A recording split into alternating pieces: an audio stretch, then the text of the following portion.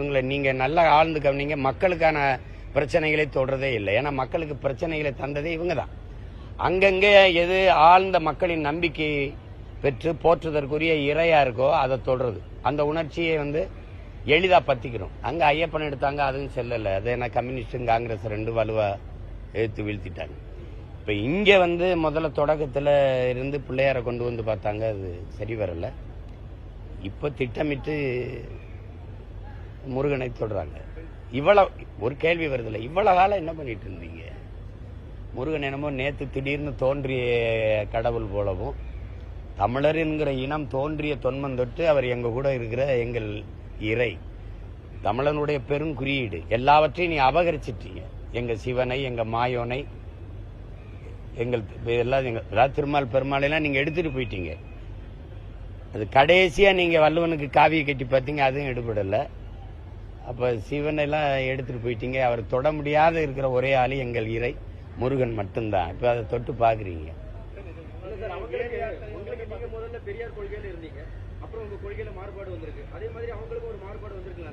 அப்படி இல்லை, நீங்க தொடக்கத்திலிருந்து நான் இறை மறுப்புல இருந்தேன். அப்புறம் ஒரு தேசிய விடுதலைக்கு வரும்போது என்னுடைய வழிபாடையும் சேர்த்து மீட்கிறது தான் என்னுடைய பெருங்கடமையா இருக்குது. ஒரு தேசிய இனத்தின் விடுதலையில மொழி, இனம், கலை, இலக்கியம், பண்பாடு, மெய்யியல், வழிபாடு எல்லாத்தையும் சேர்த்து மீட்கணும்.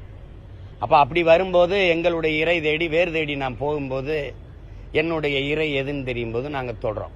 நீங்க அப்படி இல்லையே, நீங்க அப்படி இல்லையே. உங்களுக்கு இப்பதான் முருகனை தெரியுது அப்படின்னா இது எப்படி? நீங்க எடுத்தோடனே தொட்டிருக்கணும்ல. அதை விட்டுட்டு நீங்க இவ்வளவு காலம் விநாயகர் சதுர்த்தி தானே போற்றிட்டு இருந்தீங்க. இப்ப திடீர்னு முருகன் மாநாடு, அதுலேயே நீங்க திருப்பரங்குன்ற மலையில் ஏற்பட்ட சிக்கலை அதை பயன்படுத்திக்கிட்டு 800 ஆண்டுகளுக்கு மேல இங்க வழிபட்டு கொண்டிருக்கிறாங்க மக்கள். எந்த பிரச்சனையுமே வரல. திடீர்னு அதுல தலையிட்டு அது ஒரு பிரச்சனையை பார்த்து இப்ப நீங்க பார்க்கணும். ஒரு நாட்டின் மதிப்புமிக்க தலைவர், மிக உயர்ந்த பொறுப்பில் இருக்கிற தலைவர் ஐயா அமித்ஷா அவர்கள், உள்துறை அமைச்சராக இருக்கக்கூடிய ஒருவர் இந்து மக்களின் ஒற்றுமைன்னு பேசுறாங்க. இந்திய மக்களின் ஒற்றுமை, ஒருங்கிணைந்த நாட்டு மக்களினுடைய ஒருமைப்பாடு, தேச ஒற்றுமைன்னு பேசாம இந்து மக்களின் ஒற்றுமைன்னு பேசுறாங்க. அப்ப மக்களை மதங்களால கூறு போட்டு பிரிவினையை தூண்டுகிற ஆள் யாரு? ஒரு நாட்டின் பொறுப்புமிக்க தலைமை இப்படி பேசினா எப்படி இருக்கும்? எப்படி இருக்கும் சொல்லுங்க. சரி, இஸ்லாமிய கிறிஸ்தவர்கிட்ட வரி வேணான்னு சொல்லிடுவீங்களா? இல்ல மற்றவங்களுக்குலாம் ஜிஎஸ்டி 18 விழுக்காடு, இவங்களுக்கு 8 விழுக்காடு 10 விழுக்காடுன்னு அறிவிப்பீங்களா?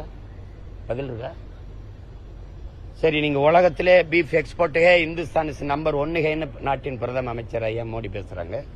இந்த மாட்டுக்கறி, பால் ஏற்றுமதி செய்தெல்லாம் அதிகமா இந்திய நாடு வருவாயை ஈட்டுது.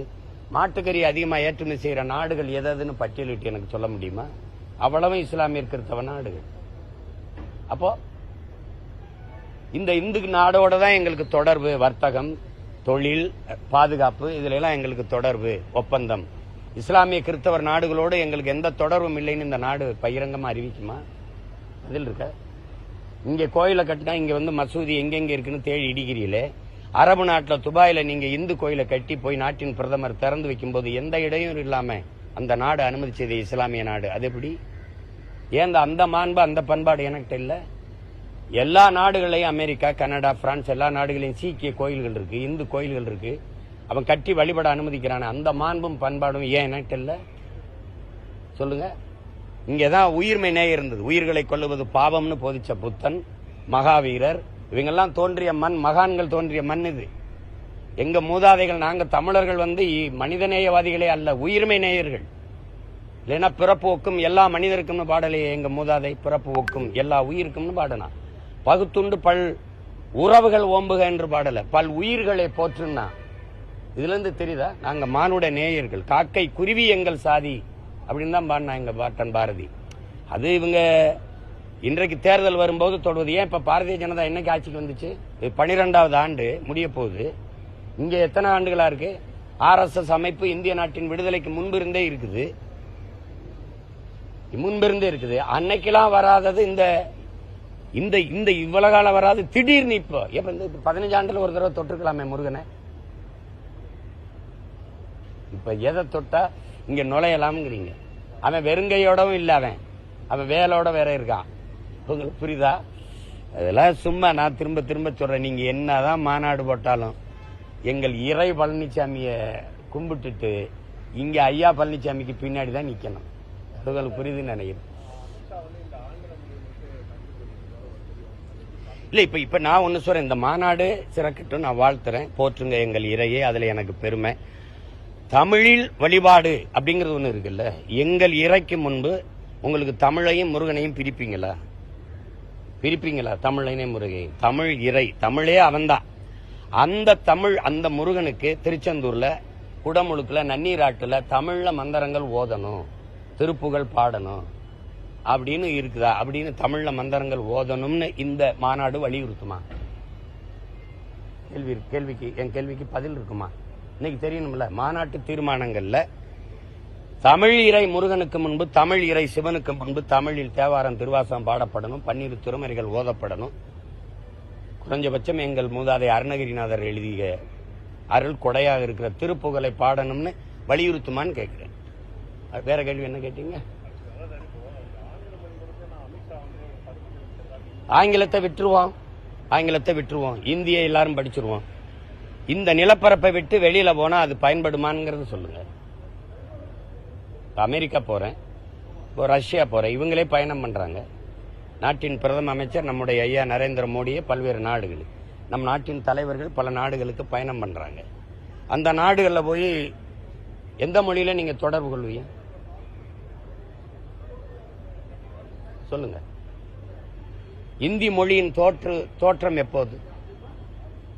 500 ஆண்டுகளை நிறைவு செஞ்சிருச்சா இந்தி மொழி? கேள்விக்கு பதில் இருக்கா? என்னுடைய தோற்றம் தொடக்கம் எப்போது? எல்லா மொழிகளையும் அழித்துட்டு ஒரே மொழியை நீங்க நிலைநாட்ட நினைக்கிறது நாட்டின் ஒருமைப்பாட்டுக்கும் தேச ஒற்றுமைக்கும் இது ஏற்புடையதா இருக்குமா என்று அறிவார்ந்த பெருமக்கள், அதிகாரத்தில் இருக்கவங்க ஆழ்ந்து சிந்திச்சு பார்க்கணும். உங்கள் தாய் அழகானவள் அறிவானவள்னு சொல்லுங்க, நாங்க ஏற்கிறோம். என் தாய் இழிவானவள், அவ அறிவற்றவள்னு சொல்றதுக்கு உலகத்துல எந்த கொம்பனுக்கும் அருகதையோ தகுதியோ கிடையாது. சும்மா தேவையற்று குழப்பிக்கிட்டு கூடாது. இல்ல இனிமே இங்க 3ஆம் உலகப் போர் உருவாக போகுதுன்றீங்க. நீங்க வள வேட்டைக்கான ஐயா கவி பேரரசு வைரமுத்து அவர்கள் 3ஆம் உலகப் போர் எழுதுனது வள வேட்டைக்காகத்தான் இது நடக்கும். அது நீருக்காக நடக்கும்ங்கிறத நம்ம எதிர்பார்ப்பு. இப்ப எண்ணெய்க்காக நடக்குது. அது சூழியல் போராளி வங்காரி மாத்தாய் நம்ம தாய் என்ன சொல்றா, உலகெங்கும் போர் என்பதே வள வேட்டைக்காக நடந்ததாண்டா, எல்லை விரிவாக்க நில விரிவாக்கத்துக்கு நடந்தது. அது வள வேட்டைக்கு. நீங்க ஆலிவர் ஹெம்பர் எழுதின நீங்க பிரிட்டிஷ் உளவாளியின் வாக்குமூலம் படிச்சீங்கன்னா அது தெரியும். சின்ன புத்தகம் தான். நாங்க அரபு நாடுகள்ல அந்த நாட்டின் நிலப்பரப்பை கைப்பற்ற நாங்க வரல, அதிகாரத்தை கைப்பற்ற வரல.